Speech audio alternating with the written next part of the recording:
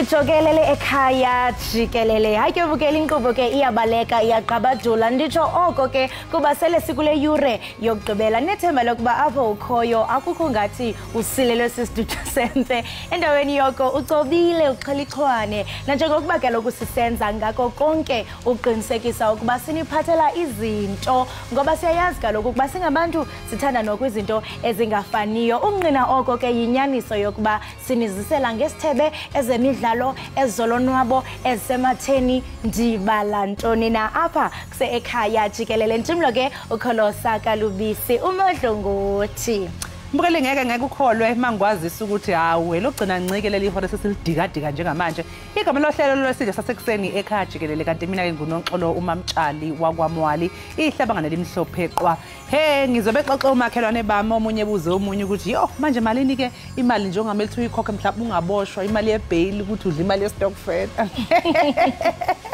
hayi kuningi ngoba nje ngikhuluma nawe Mbukele njengamanje khona omnye nje ovaleleke erumini lika Steven akuvuleki umnyango uqumbile phela njengoba dekunetha nje nje we Lokiyani Steven Lokiyani Steven lungisa imnyango Steven kuze uOC ezokwazi ukuthi aphume kahle kulo mnyango njengamanje Mbukele siyabonga kakhulu usihlanganyele kanye nathi ake sibheke indaba ezihamba phambili kuleli hora lokugcina.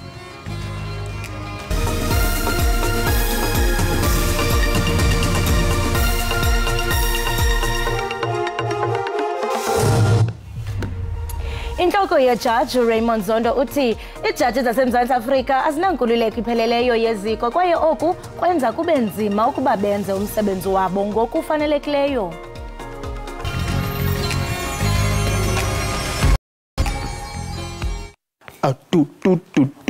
Hey, singambiza no chup. You know what it is ngubixhosa lona hlala ubukele Ekhaya Jikelele from Monday to Friday sikuphathele zemidlalo, entertainment and current affairs. Ungaphoswa.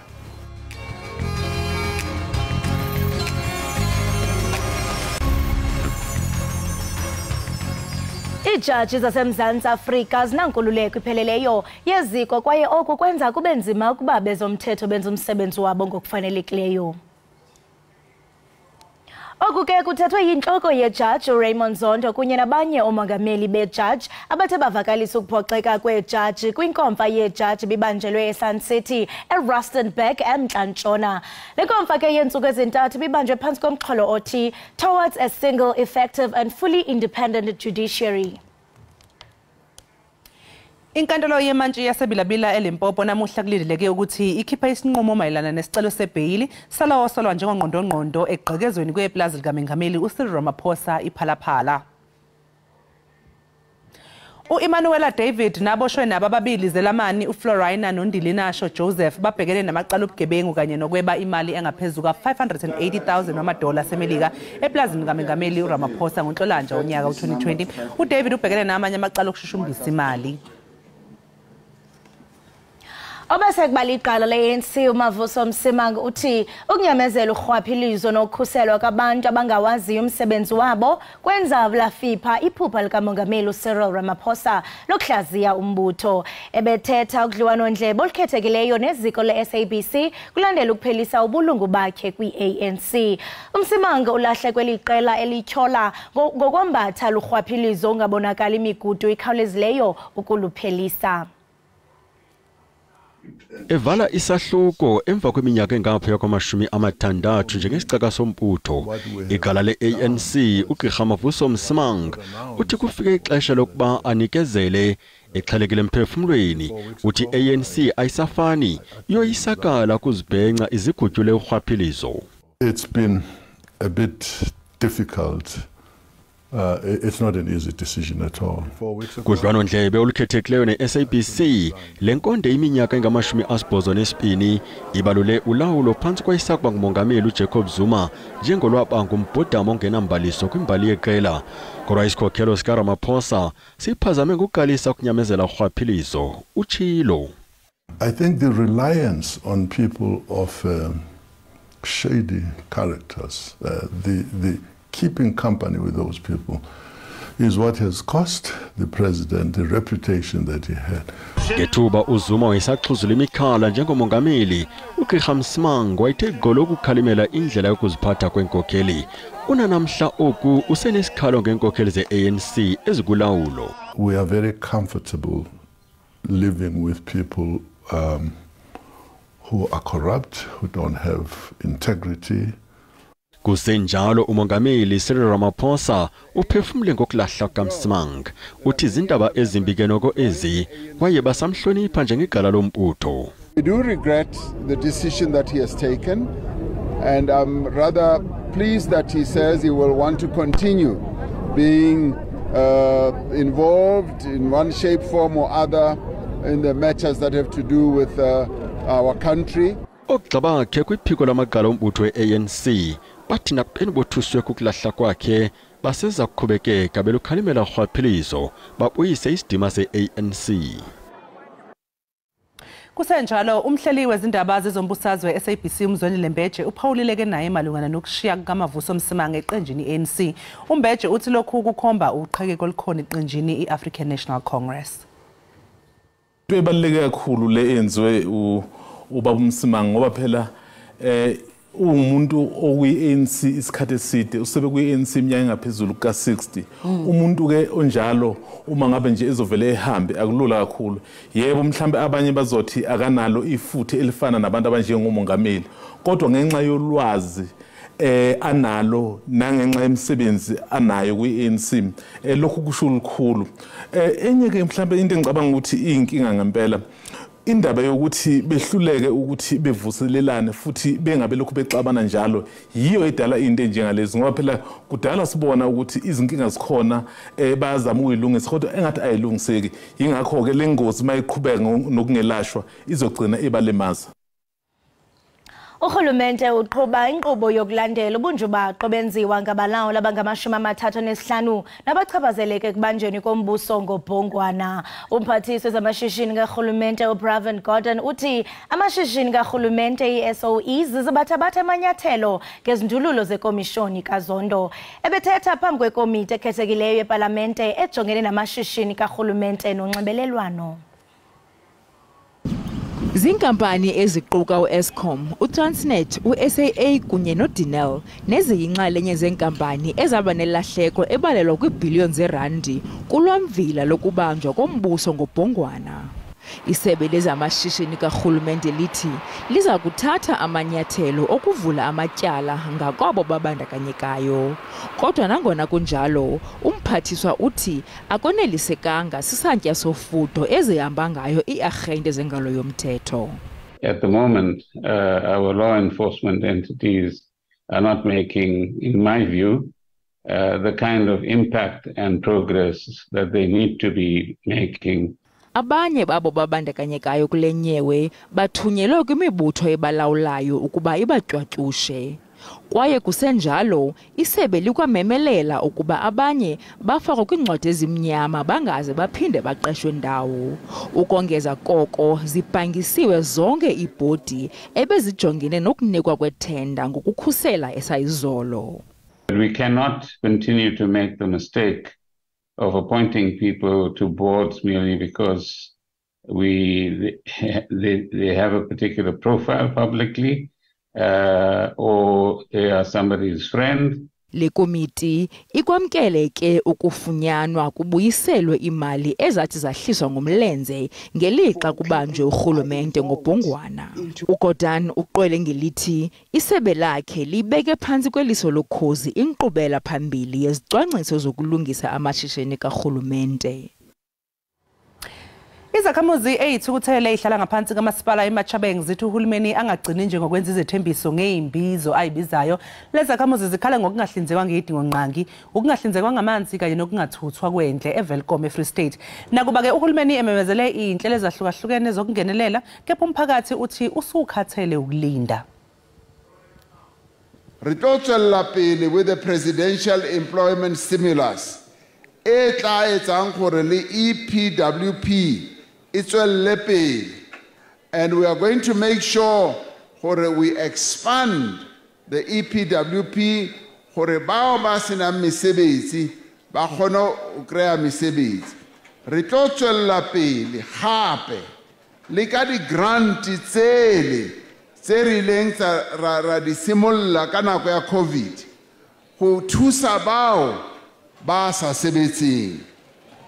Re utlwile gotwe la le nyane tšhelete ena ya 350 e tlo tswella pele ka hobane thusa batho. Go na le bao ba reng ya re thusa re a kgona ho e sebedisa tšhelete eo go etsa di business go fepa bana ko gae. Iqumrhu lokhuselo leli licele umngeni nakubani na nobungqina ngeqela loncikivili kulomkhosi ukuba aze nobungqina. Emva kombutho i-Open Secret uvakalise izityholo zokuba iqela loncikivili ngaphakathi kwe-SANDF liyabandakanyeka kulwaphulo-mthetho oluquka uncikivili, uxhwilo nokubulawa. Ingxelo ke zikwabandakanye eli qela loncikivili kubulawo lomphandi we-Hawks uFrance Matipa nokubiwa kwezixhobo ezingundoqo zomkhosi ngonyaka ka-2019. Inhloko yeSanta Furutsani Maphwanya unikeze ingxelo kumajelo endaba ePitoli ukanti uzikhabile izityholo zeqela loncikivili ngakumkhosi. I had never been appointed to lead the killer squad or murder squad or abduction teams. I-Open Secrets ityhola iiyunithi ezine eziyingxenye yemisebenzi yobuqhophololo ngaphakathi komkhosi. Iqela loncikivili lityholwa ngokoyama nokuduka komxhasi wezezimali we-ISIS uAbdela Abadika nonogada wakhe, ukubulawa komphathi we-Hawks uColonel France Matipa nezixhobo zomkhosi ezabiwa ngo-2019. There has never been any attempt to disregard any critical information that may tarnish the image of the SANDF. Lo gama iSANDF igxininisile ukuba eminye yemiba iphambi kwenkundla yaye ibhodi yophando isemaxhapheshu nophando neengxelo zayo. I-AfriForum ifuna ezingxelo zithethethelwe ingqalelo yaye zibekwe elubala eluntwini. This matter is not going to disappear. We have stated in our letter that we will consider legal action to compel the chief of the SANDF to perform his duties and react upon this report if he doesn't do so in due course. Ngokweengxelo zamajelo endaba kulapha eThabathwane military base apho wayesaya kuba ngumququzeleli kwezobunhlola uPulenkomo atyhola ukuba wabanjwa wancikivwa ngo-2019. Uvakalise izityholo zokuba abo bamncikivayo babephuma kwiSANDF yaye babefuna ulwazi ngezixhobo ezazibiwe ngo-2019. iSANDF ithi lomba umele ukuphathwa ngesidima. Iningi lengxenxathela zezitolo eThekwini seliqinise zokuphepha njengoba sesifikile isikhathi samaholide. Lokhuza njengenyanga yedlule kuphangwe ingxenxathela zezitolo ezimbili kwabulawa elinye lonogada. Kweli xesha lonyaka kuba sisiphithiphithi kwiindawo ezinodederhu lwevenkile njengoko inyambalala yabathengi thontelana ukuyokuthenga izipho nokunye okuninzi. Imigila mkhuba iye ifumane ikroba kuphango lwakutshanje kwindawo enodederhu lwevenkile iPavilion. Onqevu bebexhobile baphange iivenkile ezimbini zobucwebe babulala ipolisa. Kwenye indawo enodederhu lwevenkile iGateway kwenziwe luqilima ukhuseleko. I mean, over the festive season we have a massive influx of both tourists and local shoppers coming through to the mall, so security is obviously our highest priority. Abathengi bathi bahlala beqaphele kweli xesha lonyaka. From that experience, I'm very scared going to the malls, the casinos. I'm very vigilant. Kunjalo banye bafumana ithuba lokucela bakunqwenelayo. And I really want a furry notebook with a lock and a pencil case. Dog toys for my puppy. Indawo zentengiso zikwabongoze abathengi ukuba bahlale belumke ngalo lonke ixesha.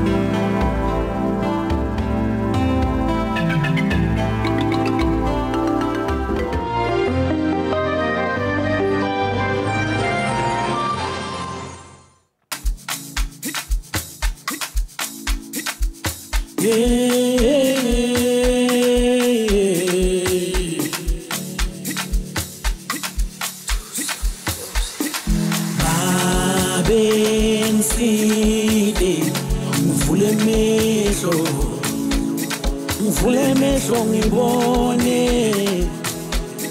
ngibone laba ngizondawo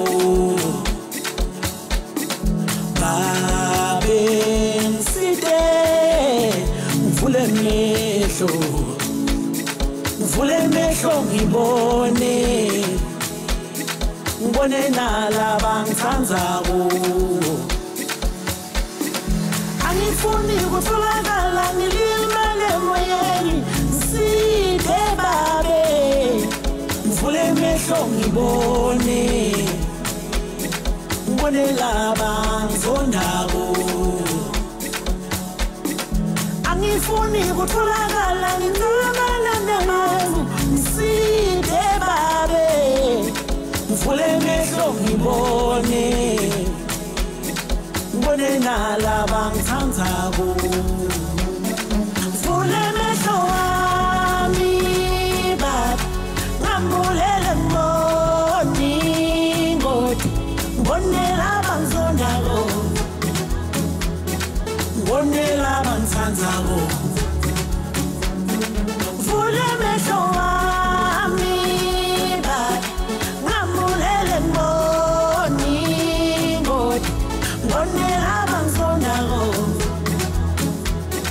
ngibone laba ngithandayo vule mehlo wami baba ngambulele mboni ngoti ngibone laba ngizondako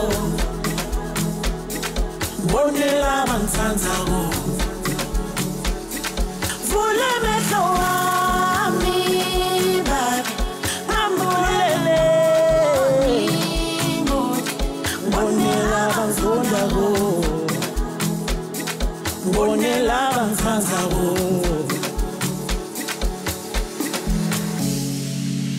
kulomhlaba lesiphila kuwo umuntu uveta lemhlathi kodwa mashona ujika be ngomthakathi angifuni kutholakala ngilimale emoyeni ngiside babe vule mehlo ngibone ngiside babe banjani na ay ay ay ay ay ay ay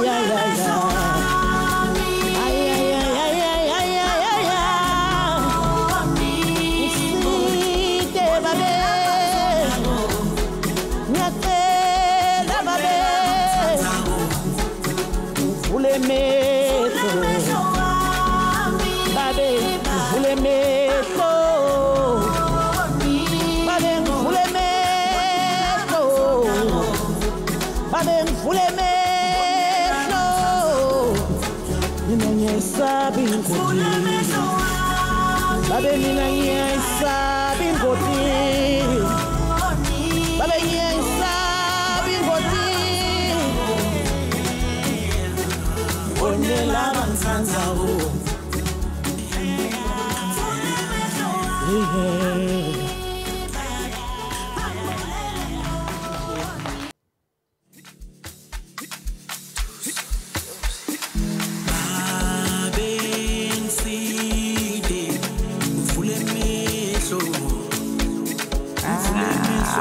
Friday namhlanje mbukeli kumnandi lapha ekhaya Jikelele umculi ke wengoma eyashisa ikhotha ethi igugu lethu indlovukazi wasungula umsebenzi wakhe womculo emidlalweni ke weshashalazi othi Ilizwi musical yilapho ke ahlangana khona phela nomculi wodumo uYvonne Chakachaka owancoma ikhono lakhe ke lokucula sinayo ke la e-studio indlovukazi mbukeli asikubingelele indlovukazi sikwamkelela ekhaya Jikelele sibonga ukhulume nathi namhlanje kuyi Friday sanibonani ngiyanibingelela nonke ngibuyele nebabukele emakhaya ngiyajabula kubalani kujabula thina sacela nje uqale utshela umbukeli ukuthi ubani indlovukazi ngiyazi ukuthi hayi uphuma le enkomazi eMpumalanga.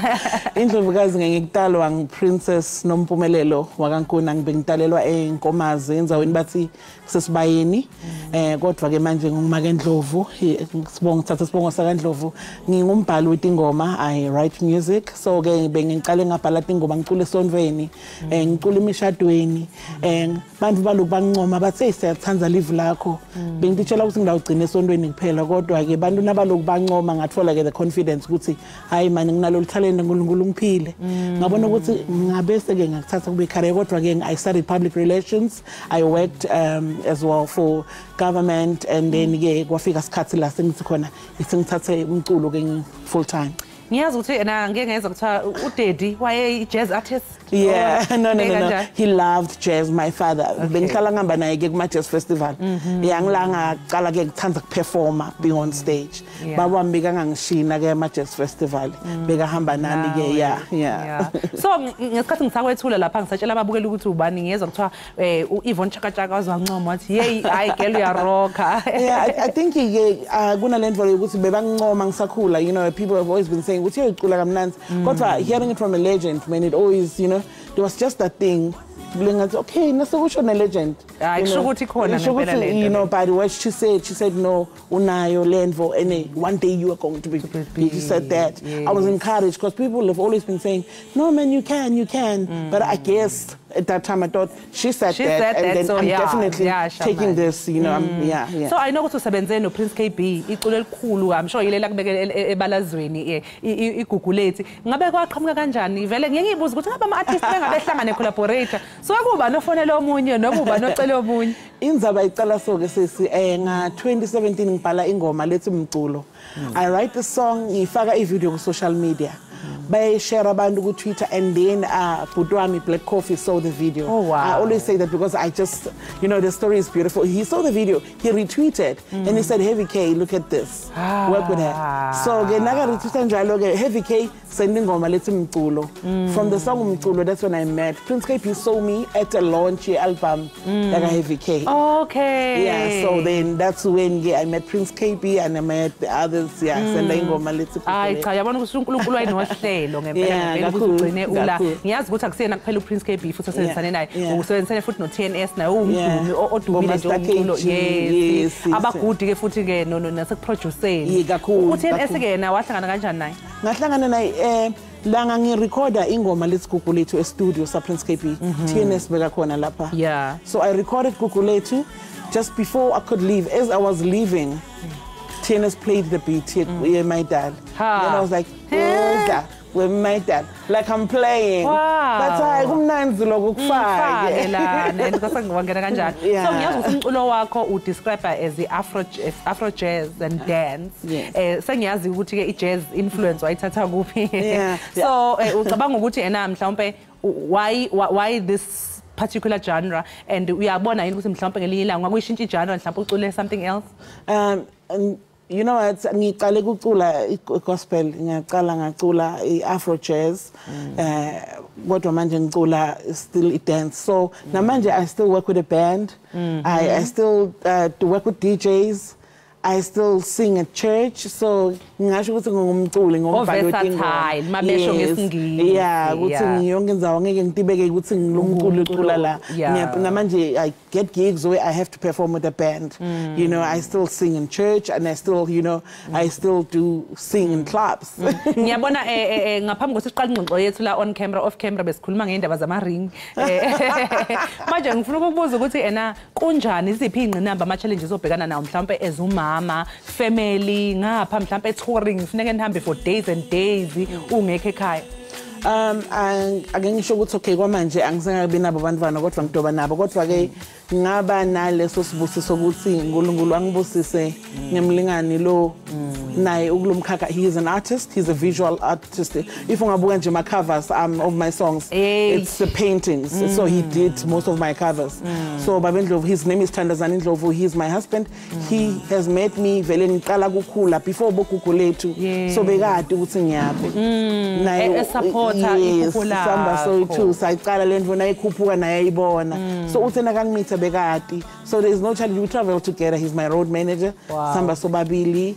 Sometimes I'm singing on stage and he's painting live. Some gigs we do together at weddings, you know, siyasebenta sobabili. So he's supporting ngiyithola kakhulu. Yeah. Kubaluleke kakhulu ukuthi uthole support. Kubalulekile kakhulu, yeah. So ke Ndlovukazi, what's ngiyazi ukuthi usanda keep usitshele nje mhlambe is it a single album? The song that's playing actually that was I performed ngivule emehlo. Niyo ingoma le iphume recently. Lengoma leyo imthandazo. You know, usaphila emhlabeni, you get to see that, you know, sometimes you're betrayed by the people you thought were there for you. So mkhule kwami uthi uNkulunkulu ngivule emehlo ngibone labangizondako, ngibone nalabangithandzako. You know, ngambulele, reveal to me, because sometimes you think the people around you bona kanti kuyingodi kungadi ukuthi ngibani lokuthandzako. So my prayer is that ngivule emehlo ngibone. Sengathi ngazungezwa ngabantu abangisekayo abangithandayo. Hayi cha imnandi ingoma ngibonile uzowabona mase ngwethula la. Ilokho ihleze engqondweni yami. I'm sure ukuthi noma sengihamba sengiyongena emotweni sengibheka ekhaya ngizolokhu ngicabanga lengoma yakho. Sibonga kakhulu ukuthi uzozivakashela la ekhaya Jikelele. Sibonge kakhulu. Ngiyazi ukuthi ke usazocula elinye iculo mhlawumbe lithini iculo elilandelayo. Iculo elilandelayo ithi impilo njalo. Life is like bantu nje bangakhali ngalokuningi inkinga tikhona so chiya tikhona impilo njalo siyaqhubeka siyaphambili impilo njalo. Indlovukazi sikufisele konke nje okuhle makukhanye nje indlela yakho ithi ba. Ngibonge nakini. Siyabonga kakhulu. Umbukeleke okwamanje siqunga sayitolo kodwa ungalingi yendawo Indlovukazi sazosinika ixoxo lemnandi mangabe sibuya ekhefini. Bonela bantsandzako.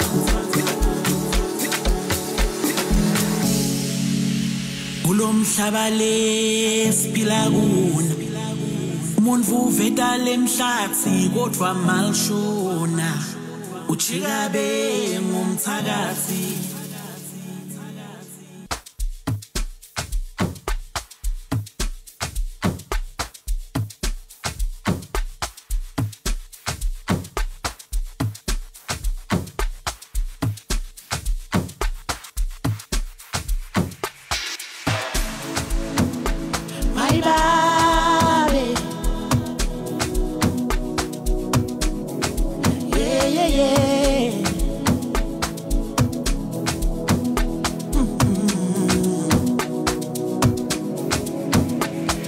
Siyakuba noma kulkuni, siyahleka noma kubuhlungu, siyaqhubeka noma indlela imadima, ngeziphele mandla, lana emhlabeni bantu bayantshintsha, namhla kumnandi kusasa banjikile, sihleka nabo noma basona. Awadi kutu tembe banina, oyoyoyo, imbili njalo, ungapelu moya, imbili njalo, ayoyoyo, imbili njalo, ungapelu moya, imbili njalo, yoyoyoyo, imbili njalo, ungapelu moya, imbili njalo.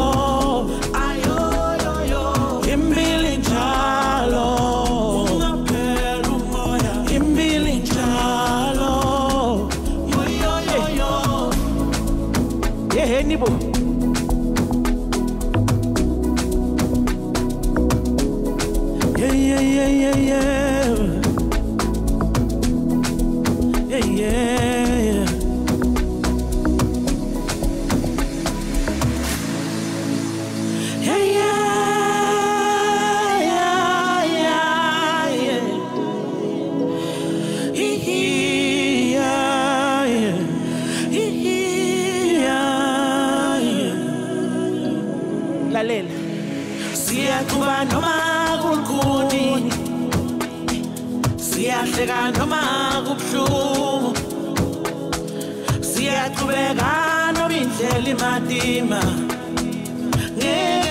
saphele mandla ngane emhlabeni bantu bayantshintsha namhla kumnandi kusasa bajikile sihleka nabo noma bazonda awadinga ukuthi uthembe bani na oyoyoyo impilo njalo ungaphela umoya impilo njalo ayoyoyo impilo njalo ungaphela umoya impilo njalo oyoyoyo impilo njalo ungaphela umoya impilo njalo ayoyoyo impilo njalo ungaphela umoya impilo njalo yoyoyoyo njalo impilo mngani wami.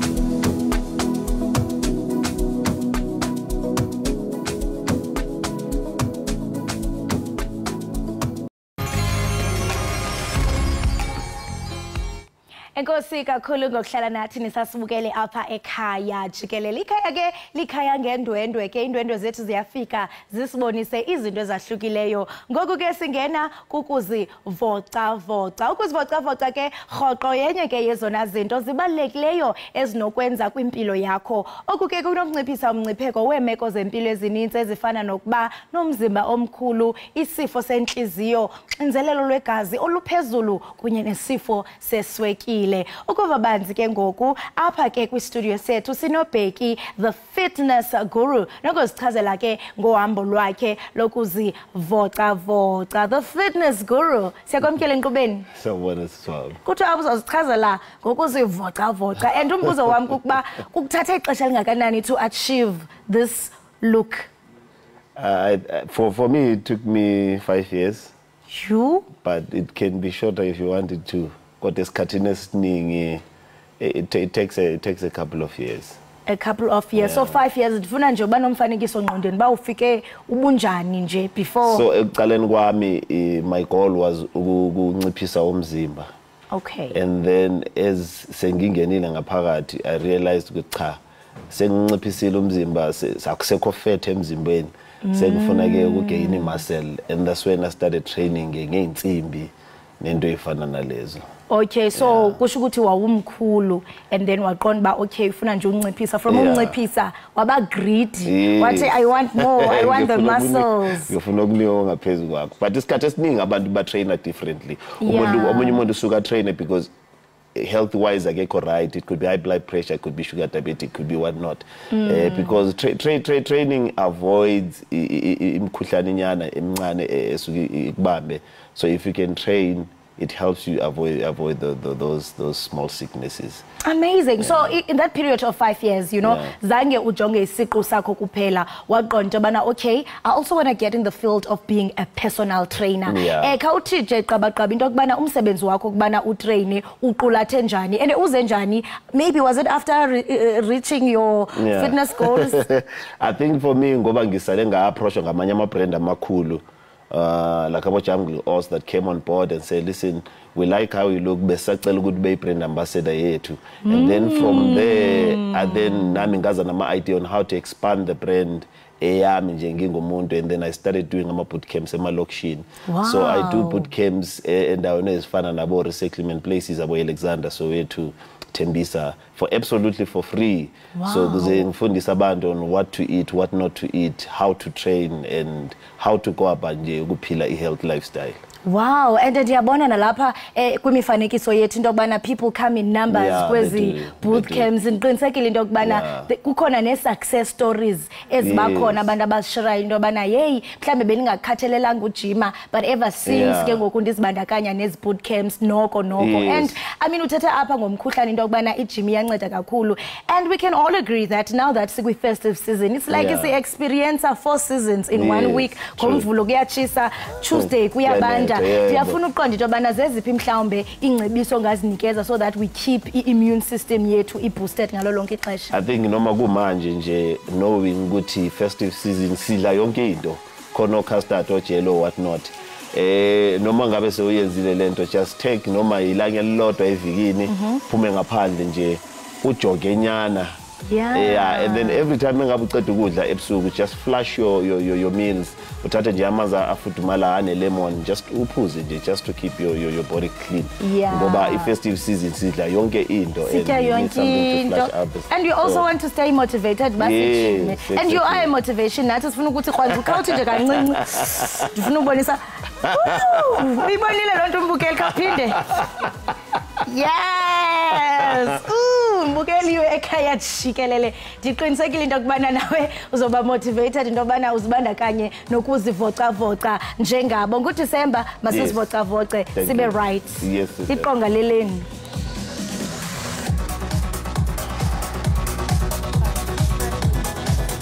Okay. Sure.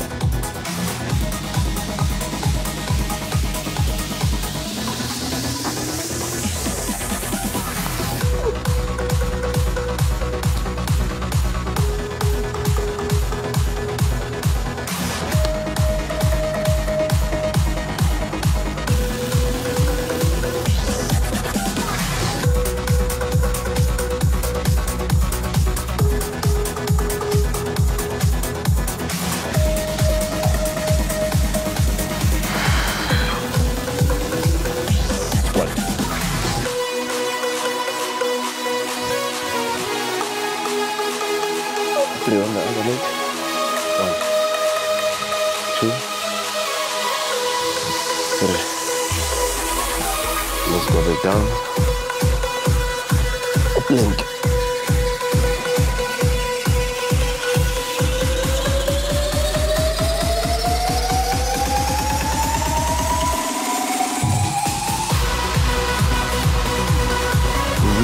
Yeah, let's go. Let's go.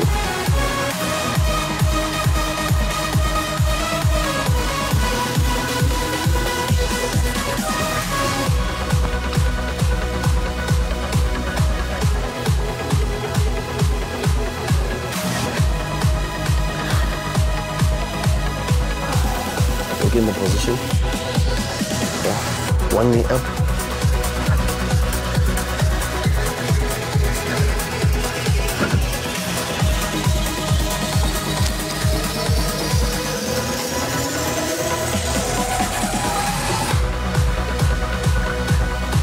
And out. Push-ups, boy. Let's go.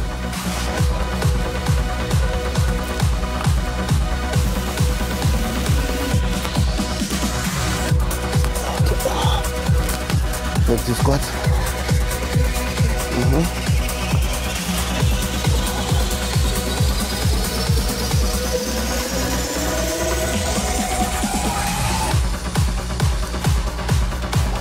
And lift up squat.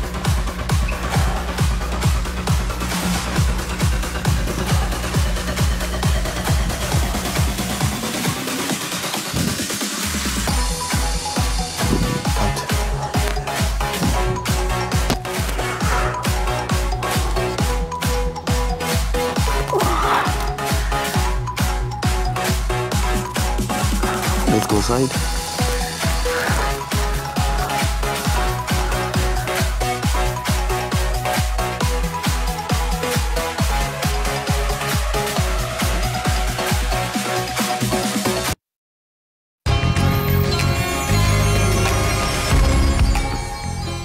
Hake mbukeli bekhaya Jikelele sibonga kakhulu ukuthi sihlanganyele kanye nawe namhlanje Friday kodwa khululeka siyabuya ke nje mase msomluko 6 o'clock sobe sesibuyile ke sokulethela indaba ezemidlalo njalo asikushike wedwa Makholi asibashibotho kaloku uNdlovukazi unxangile ngengoma yakhe emnandi ethi Gugulethu sikuthanda ciao ciao Yoyi Sengifikile kulenanza wo Sengifikile khona la Gugulethu Sengifikile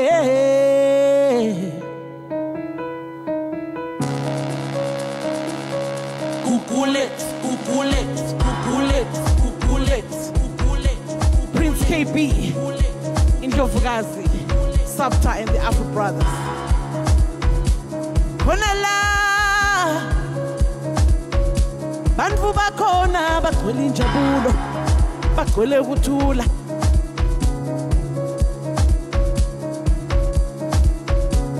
Khona la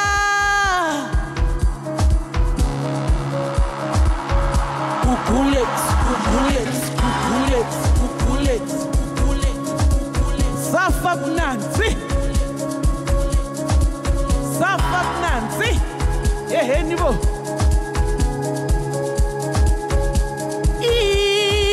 Iwe.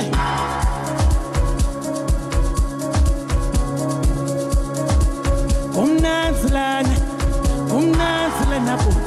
Kumnansilana bo.